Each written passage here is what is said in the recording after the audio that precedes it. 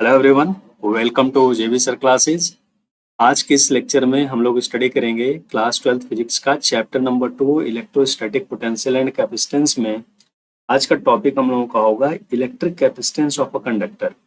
किसी कंडक्टर का electric capacitance क्या होता है, उसका न्यूमेरिकल वैल्यू क्या होता है और कंडक्टर का कैपेसिटेंस किन किन फैक्टर्स पे डिपेंड करता है। ओके, तो फर्स्ट ऑफ ऑल हम लोग देखते हैं what is electric capacitance of a conductor.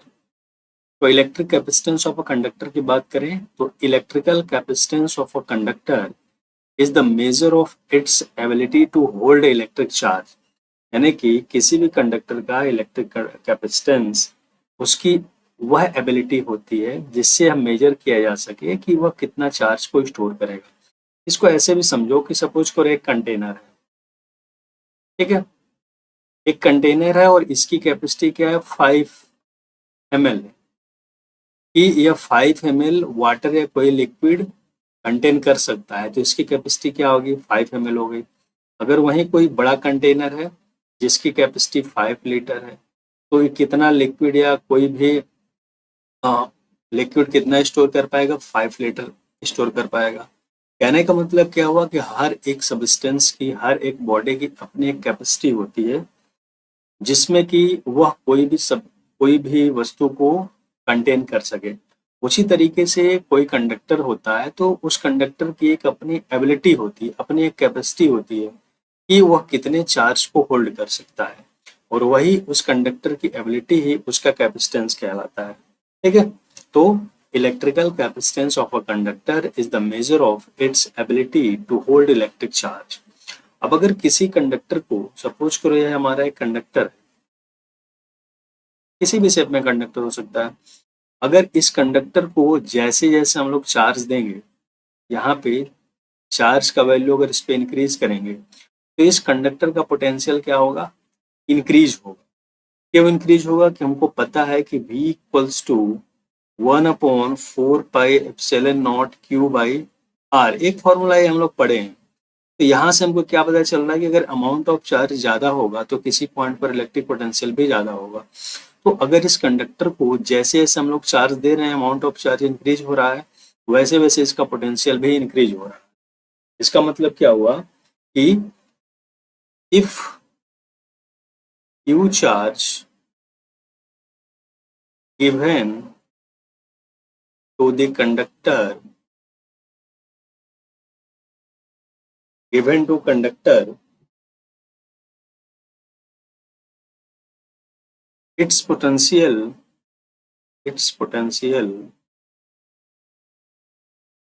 increases to q, sorry, v. So in that case q is directly proportional to v। कहने का मतलब क्या हुआ कि जैसे जैसे हम लोग चार्ज का अमाउंट इंक्रीज करेंगे, इसका पोटेंशियल क्या होगा, हमेशा इंक्रीज होता जाएगा। यहाँ से हम लोग इसको प्रोपोर्शनलिटी के साइन हटाते हैं तो आता है Q equals to C V, जहां पर C क्या है, एक कांस्टेंट है। C इज कांस्टेंट एंड इस कांस्टेंट को हम लोग बोलते हैं proportionality constant, and this is the capacitance of the conductor. ठीक है, तो यहाँ से हम लोग देखें Q equals to C V से अगर C की वैल्यू देखें तो C equals to Q by V, C equals to Q by V. ठीक है, यानी कि capacitance of the conductor is the ratio of the charge given to the conductor and potential increase of the conductor. ये charge का amount कितना दिया गया है, उसमें पोटेंशियल का इंक्रीमेंट कितना हुआ है, इन दोनों का रेशियो है, उस कंडक्टर का कैपेसिटेंस कहलाएगा। ठीक, अगर हम लोग यहाँ से कैपेसिटेंस को डिफाइन करें, देखो यहाँ से if Q equals to 1 coulomb and V equals to 1 volt, in that case C equals to क्या हो जाएगा, C equals to 1 coulomb per 1 volt. तो यहाँ से क्या होता है, यहाँ पे आ जाएगा 1 फैरड।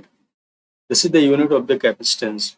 तो किसी कंडक्टर का कैपेसिटेंस 1 फैरड कब होगा, जब उस कंडक्टर को 1 कूलम चार्ज अप्लाई करने पर उसका पोटेंशियल 1 वोल्ट इंक्रीज होता है, तो उस कंडक्टर का कैपेसिटेंस क्या होगा, 1 फैरड होगा। ठीक है, तो कैपेसिटेंस को, किसी भी कंडक्टर के कैपेसिटेंस को इफेक्टिव करने वाले फैक्टर्स कौन कौन से होते हैं? फैक्टर्स अफेक्टिंग कैपेसिटेंस,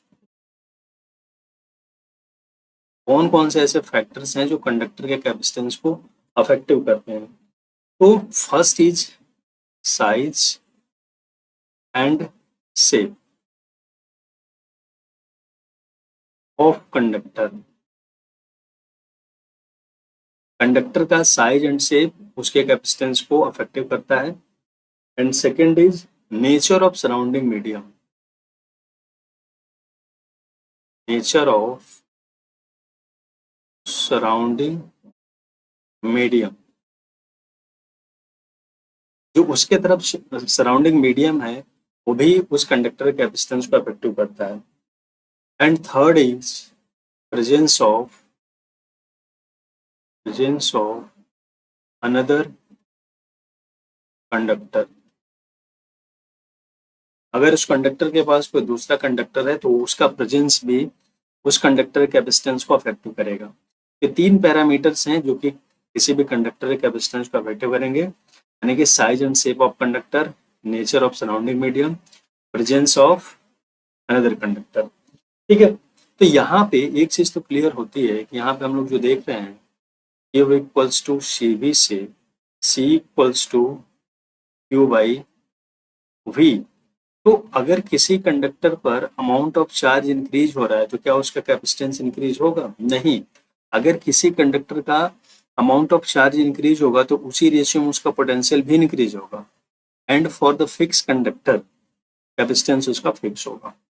ओके, यानी कि capacitance of the conductor does not depend on the charge on the conductor. ठीक है, आई होप क्लियर हुआ होगा। अब यहाँ से अगर हम लोग इसका यूनिट देखें तो यूनिट मैंने भी बताया, यूनिट क्या हो जाएगा, C इक्वल्स टू चार्ज का यूनिट होगा कूलॉम और इसका यूनिट क्या होगा, वोल्ट। तो कूलॉम पर वोल्ट और इसी को हम लोग बोलते हैं फैरड।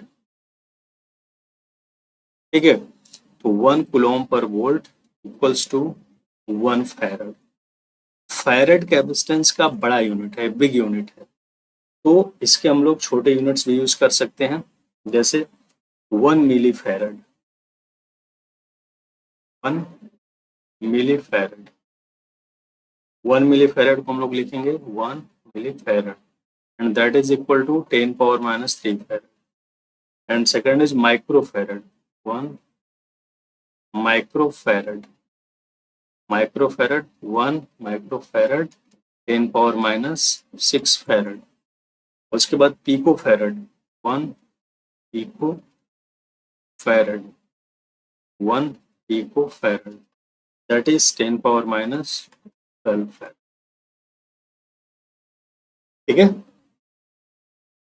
तो यहाँ से इसका यूनिट हो गया और इसके छोटे यूनिट्स हो गए। अच्छा, कैपेसिटेंस का अगर हम लोग डिमेंशनल फॉर्मूला निकालें, dimensions of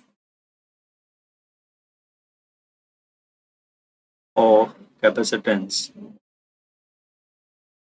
कैसे निकालेंगे? हम लोग अभी देख रहे हैं C equals to Q by V. ठीक है, तो यहाँ से हमको Q का पता है ना, Q इक्वल्स टू IT होता है, इसका डिमेंशन क्या हो जाएगा, 80 हो जाएगा, Q का 80 हो जाएगा। और जो V हमारा है, V क्या होता है, V हमारा होता है W बाई क्यू। तो यहाँ से W का हमको क्या पता है, W का होता है ml2 T-2 एंड Q का 80। सो यहाँ से अगर V का हम लोग देखें तो क्या हो जाएगा, ml2 T-3 K-1, ml2 T-3 K-1।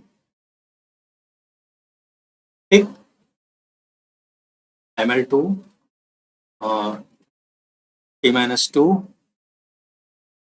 ml2 T-3 A-1। ठीक है, तो यहाँ से हम लोग कैपेसिटेंस का देख लें तो C इक्वल्स टू पुट कर दो Q का 80 एंड अगेन V का हो गया ml2 T-3 A-1। सो यहाँ से अगर हम लोग सिंप्लीफाई करें तो m-1 l-2 and T4 and A2. So this is the dimensional formula of capacitance. ठीक है, तो इस तरीके से मोस्ट इंपॉर्टेंट फॉर्मूला ये हम लोगों का है Q इक्वल्स टू CB, और इसी से हम लोग वैल्यू निकाल लेंगे। दो का वैल्यू दिया रहेगा, तीसरा हमको कैलकुलेट करना पड़ेगा। ठीक, so this is the simple formula of the capacitance of a conductor. ठीक है, इसके आगे हम लोग चलते हैं कि capacitance of an isolated spherical capacitor. अगर कोई आइसोलेटेड स्फेरिकल कैपेसिटर है तो उसके लिए कैपेसिटेंस क्या होगा। अब सपोज करो यहाँ पे एक आइसोलेटेड स्फेरिकल कैपेसिटर है या कंडक्टर है, एंड इसका रेडियस है, रेडियस इज कैपिटल आर। ठीक है, इसका कैपेसिटेंस हमको निकालना है। अब देखो, जब भी इस स्फेरिकल कैपेसिटर को कोई भी चार्ज दिया जाएगा तो चार्ज क्या होगा, उसके अपर सरफेस पर यूनिफॉर्मली डिस्ट्रीब्यूट हो जाएगा। इस तरीके से अपर सरफेस पे यूनिफॉर्मली डिस्ट्रीब्यूट हो जाएगा। ठीक है, तो अगर हम लोग फर्स्ट ऑफ ऑल अगर इस कैपिटल आर रेडियस के स्फेरिकल कैपेसिटर के कारण अगर पोटेंशियल हमको निकालना हो कि what is the potential at the surface of this spherical capacitor, यानी कि potential at the surface of spherical conductor या कैपेसिटर, तो पोटेंशियल कैसे निकालेंगे। पोटेंशियल को निकालने के लिए जो यहाँ पे प्लस क्यू चार्ज यूनिफॉर्मली इसके अपर सरफेस पे डिस्ट्रीब्यूटेड है, उसको हम लोग कॉन्सेंट्रेटेड मानेंगे at the centre of the sphere. यहाँ पे इस सेंटर ओ पे उसको सेंटर्ड मानेंगे, और एट डिस्टेंस आर अगर हम लोग इसका पोटेंशियल निकालेंगे तो that will be v equals to 1/4 pi epsilon naught q by R. ठीक है, ये पूरा जो चार्ज इस सेंटर पे कंसंट्रेट हो जाएगा, और ऐसा हुआ कि यहाँ से इलेक्ट्रिक लाइंस ऑफ फोर्स क्या है रहा है, परपेंडिकुलर आउटवर्ड डायरेक्शन में इस तरीके से निकल रहा है। तो आर डिस्टेंस पे हम लोग इलेक्ट्रिक पोटेंशियल अगर हम लोग निकालें तो v equals to 1/4 pi epsilon naught q by R. ठीक, सो कैपेसिटेंस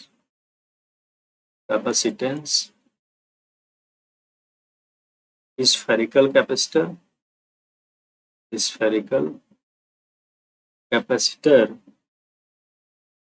situated in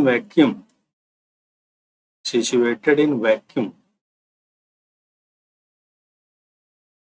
क्या हो जाएगा, C equals to Q by V।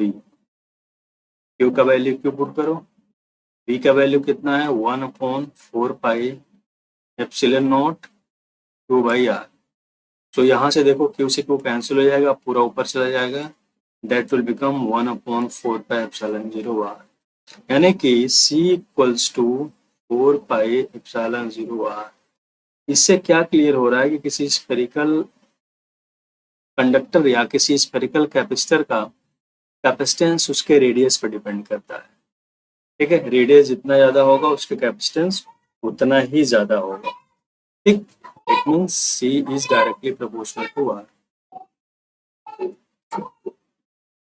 यहां से देखो, यहां से हम लोग C equals to 4 pi epsilon naught R। अब यहाँ से इसको हम लोग ऐसे भी लिख सकते हैं कि 1/4 पाई एप्सिलॉन नॉट का वैल्यू हमको पता होता है, since 1/4 pi epsilon naught equals to 9 into 10 power 9। अगर न्यूमेरिकल वैल्यू देखें तो 4 पाई एप्सिलॉन नॉट कितना हो जाएगा, दैट इज 1/9 इंटू 10 पावर 9। ठीक है, तो यहाँ से अगर हम लोग C का वैल्यू देखें तो 4 पाई एप्सिलॉन नॉट का वैल्यू 1/9 इंटू 10 पावर 9, तो that is R/9 into 10 power 9। यानी कि किसी स्फेरिकल कैपेसिटर या कंडक्टर का रेडियस हमको पता है तो हम सिंपली उसका कैपेसिटेंस निकाल सकते हैं। ओके, तो this is the very very important formula. अब देखो यहाँ पे रेडियस पे डिपेंड कर रहा है ना, रेडियस पे डिपेंड करना, तो अगर एक हम लोग एजम्पशन करें अगर हम लोग एक एजम्पशन करें कि हमारे अर्थ का रेडियस कितना होना, हमारे अर्थ का कैपेसिटेंस कितना होता है, ठीक है। अगर हमारे अर्थ के कैपेसिटेंस की बात करें, ठीक है, अर्थ कैपेसिटेंस, अर्थ कैपेसिटेंस कैसे निकाल सकते हैं, C equals to 4 pi epsilon naught R, ठीक है। तो यहाँ से अगर हम लोग अपना अर्थ का कैपेसिटेंस निकालें या अर्थ का कैपेसिटेंस निकालें तो कैसे होगा। फर्स्ट ऑफ ऑल हम लोग देखते हैं कि अगर कोई कैपेसिटर है जिसका कैपेसिटेंस 1 फैराड है, अगर C का वैल्यू 1 फैराड है, 1 फैराड कोई कैपेसिटेंस है तो उसका रेडियस कितना होगा, तो यहाँ से R का वैल्यू कितना हो जाएगा, C upon 4 pi epsilon not, C का वैल्यू 1 और 1 अपॉन 4 पाई एप्सिलॉन नॉट का वैल्यू कितना है, हमको पता है 9 इंटू 10⁻⁹, ठीक है। कहने का मतलब क्या होगा, अगर यहाँ से क्या हो जाएगा, ये हमारा मीटर, R इक्वल्स टू कितना हो गया 9 इंटू 10⁻⁶ किलोमीटर। मतलब कि अगर 1 फैराड का कैपेसिटर हमको बनाना है तो उस कैपेसिटेंस का रेडियस कितना होगा 9 इंटू 10⁻⁶ किलोमीटर, बहुत ही लंबा होगा, ठीक है। और देखो अर्थ के रेडियस अगर हम लोग कंपेयर करें तो रेडियस ऑफ अर्थ कितना होता है, ऑलमोस्ट रेडियस ऑफ अर्थ इसका वैल्यू होता है 6400 किलोमीटर। तो अगर इसको हम लोग सिंपली राउंड ऑफ कर लें 6 इंटू 10⁻³ किलोमीटर, तो अगर इससे अगर हम लोग कंपेयर करें तो यहाँ से हमको क्या मिलेगा, यहाँ से हमको क्या मिलेगा 15 टाइम्स ज़्यादा होगा। देखो 9 इंटू 10⁻⁶ अपॉन 6 इंटू 10⁻³ यहाँ से इसको अगर हम लोग कट करें, 2 से कट करो, 3 से कट करो 2 3, अब यहाँ से क्या हो जाएगा 3 इंटू 10⁻³ अपॉन 2 यानी कि 1.5 इंटू 10⁻³ यानी कि 1500, यानी कि अगर एक फैराड का कोई कैपेसिटेंस हम लोग लेते हैं तो उसका जो साइज होगा, उसका जो रेडियस होगा अर्थ के रेडियस से भी 1500 टाइम्स ज़्यादा होगा। यानी कि हमारे अर्थ के बराबर का अगर 1500 अगर अर्थ हो जाएंगे, इन दैट केस उसका जो टोटल कैपेसिटेंस होगा वो हमारा 1 फैराड कैपेसिटर का कैपेसिटेंस होगा। तो इसलिए 1 farad is a very large unit of capacitance and for in a single isolated conductor this is impossible, ठीक है। तो आई होप सारी चीज़ें क्लियर हुई होगी। भी अगर कोई डाउट होता है तो आप कमेंट सेक्शन में कमेंट करके पूछ सकते हैं। फिर मिलेंगे एक नए लेक्चर में एक नए टॉपिक के साथ, तब तक के लिए ओके, थैंक यू।